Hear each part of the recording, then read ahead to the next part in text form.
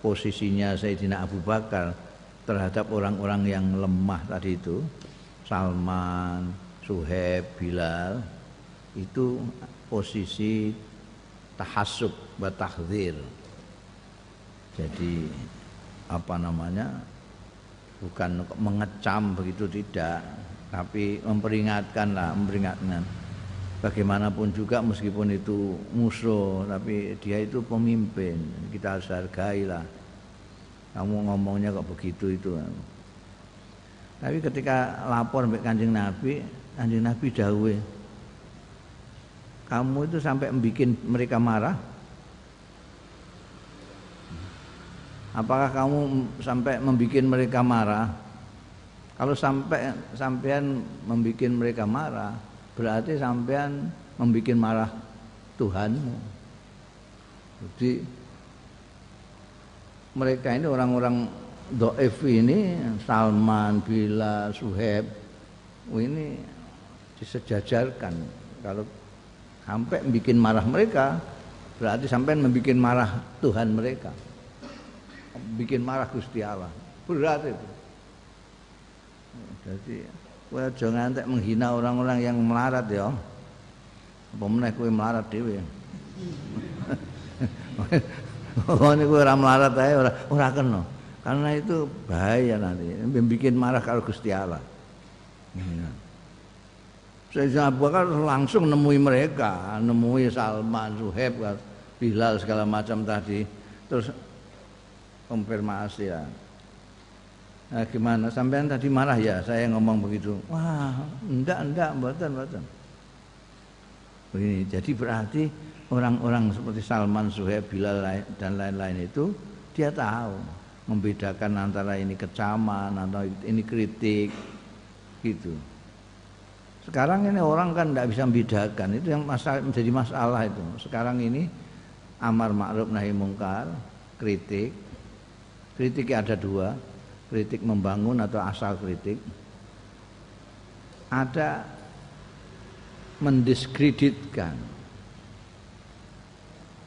Mendiskreditkan itu landasannya adalah kebencian. Kalau amar ma'ruf juga sebagian kritik yang membangun, sudah saya katakan itu landasannya adalah kasih sayang. Karena saya tidak ingin kalian itu keliru lalu kejegur jurang, maka saya peringatkan kamu, saya kritik kamu, saya amar ma'ruf nahi mungkari kamu. Jadi kalau saya mengkritik atau mengamar ma'ruf nahi mungkari kamu, itu karena saya sayang kamu. Kalau enggak tak anjarno ae lha apa. Oh, jegur jurang ya syukur ngono. Kalau tidak sayang. Tapi kalau mendiskreditkan itu memang ada kebencian di sini. Oh, potonganmu ngono. Durung kritik wis potonganmu dhisik no. Potonganmu. Itu sekarang itu kita nggak bisa bedakan ini kritik apa enggak. Karena itu lalu orang dikritik malah marah. Orang diamar ma'ruf nahi mungkari malah marah. Itu kan sama dengan disayangi tapi marah. Wong disayangi kok malah dieman kok ngamuk. Kenapa? Karena dia nggak paham bedanya antara ini dibawa oleh rasa sayang atau dibawa oleh kebencian. Karena kadang-kadang yang ngeritik barang itu nggak pakai aturan.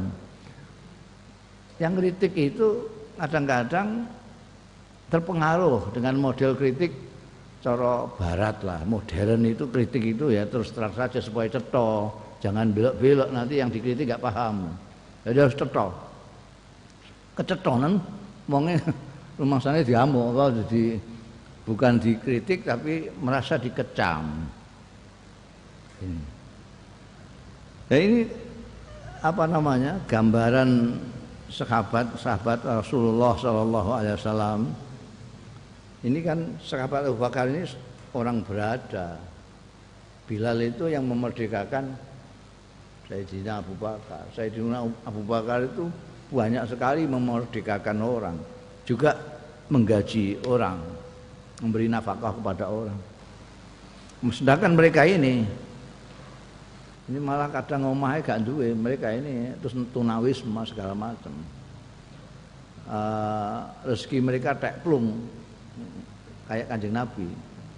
Tekplung itu sekarang tidak ada orang yang rezekinya tekplung. Tekplung itu kayak burung. Hari ini ya dicari hari ini, besok tidak dipikirkan sekarang, besok ya besok. Burung kan gitu. Tidak ada burung terus mikir sampai 7 turunan, kan nggak ada. Nanti saya besoknya lagi makan apa, nggak ada. Ya sekarang cari makan, dan besok lagi cari makan. Tekplung. Kanjeng Nabi juga gitu. Nah ini orang-orang yang kayak Salman segala macam ini juga begitu. Tapi karena mereka satu guru, yaitu Kanjeng Nabi Muhammad SAW, mereka seperti saudara, tahu kalau ini mengecam itu artinya menasihati, artinya ngeman. Ini mengingatkan, tahassuban wa tahdziran, itu bukan menjelek-jelekkan, enggak. Karena itu sudah menjadi budaya di antara mereka, maka amar ma'ruf nahi mungkar, kritik itu hidup. Sehingga ada yang namanya ijma' sukuti pada waktu itu. Ijma' sukuti ini kalau semuanya diam, ada orang melakukan sesuatu semuanya diam, berarti itu boleh. Kenapa kok boleh? Karena semuanya diam. Sebab pada waktu itu tidak ada sesuatu yang mungkar, satu pun kemungkaran yang tidak dikritik atau dilokno ya ditegur. Jadi kalau melakukan sesuatu kok ada yang tidak ada yang negur, berarti boleh. Nah, sekarang tidak ada, ijma' sukuti sudah tidak ada sekarang ini stoknya. Kenapa? Karena wong karuan mungkare gak karu-karuan demen kabeh. Ndak ngomong. Dulu itu rakyat jelata kepada kepala negara itu berani yo. Kenapa? Karena kepala negaranya tahu bahwa itu tujuannya baik, itu landasannya kasih sayang. Tujuannya menyelamatkan, kritiknya membangun. Semuanya mempunyai kesadaran pemahaman yang sama. Makanya sahabat Umar bin Khattab ketika menjadi Amirul Mukminin, kepala negara, itu ada perempuan yang berani langsung ngeritik beliau. Jadi tiba-tiba perempuan itu ngomong sama Sayyidina Umar sebagai kepala negara. Nanti itu jenengan ini pakaiannya baru ya. Ini kelihatannya kainnya kain pembagian kemarin itu. Iya, kenapa? Ini berarti sampean itu lebih daripada yang lain-lain. Tidak mungkin pakaian sampean sekian ini tuh 1,5 meter nggak cukup, tidak mungkin, mesti lebih ini. Berarti sampean baginya tidak sama dengan yang lain-lain, sampean lebih banyak. Karena badan sampean sekian, tidak mungkin 1,5 meter cukup, tidak mungkin. Ya, sampai pertanggungjawaban ini sekarang membaginya tidak sama dengan yang lain, dengan rakyatnya. Itu wani ngomong baik-baik.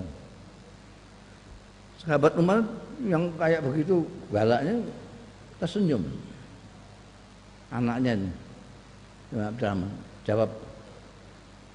jawab ibu itu jawab. Yang jawab anaknya Abdurrahman apa Abdullah lah, salah satu di antara putranya Sayyidina Umar. Kalau tidak salah Abdullah bin Umar itu. Betul Ibu, betul kata jenengan bahwa ini tidak cukup untuk Bapak. Karena itu bagian saya kasihkan Bapak, supaya Bapak ya, masa kepala negara kok blodor kan ya tidak pantas. Karena pembagiannya dia tidak cukup, maka saya tambah pembagian saya, makanya cukup. Jadi yang itu pembagian saya juga itu. Gimana Bu? Oh ya sudah, ya sudah, maaf saya tidak tahu saya. Jadi sampai begitu teguran itu. Dan ini Kanjeng Nabi Muhammad Sallallahu Alaihi Wasallam sebagai pemimpin tertinggi itu tidak peduli. Sahabat Abu Bakar ini sahabat yang paling dekat, tidak ada sahabat yang dekatnya seperti sahabat Abu Bakar Siddiq. Hijrah bersama Kanjeng Nabi Muhammad Sallallahu Alaihi Wasallam. Putranya dikawin sama Kanjeng Nabi Muhammad Sallallahu Alaihi Wasallam. Dia mertua di Gua Hira bersama Kanjeng Nabi Muhammad Sallallahu Alaihi Wasallam. Tidak boleh ada orang yang mencela-cela sahabat Abu Bakar. Tapi ketika sahabat Abu Bakar melaporkan bahwa dia mengucapkan begini dan dia menegur sama orang-orang seperti Salman, Suhaib dan Bilal itu, Kanjeng Nabi terang-terangan mengatakan kalau sampai bikin marah mereka, berarti sampai bikin marah sama Tuhan. Kalau orang kita kan mungkin ya sungkan-sungkan sih sama marah tua itu. Enggak, ya, lugas saja ya, kamu. Makanya sahabat Abu Bakar terus langsung menemui mereka ini untuk memastikan apakah saya membuat marah sampean semua apa tidak. Tidak. Malah didongakno yang firullah laka. Dia lego sahabat Abu Bakar. Itu begitu. Begitu ada teguran langsung mengadakan perbaikan.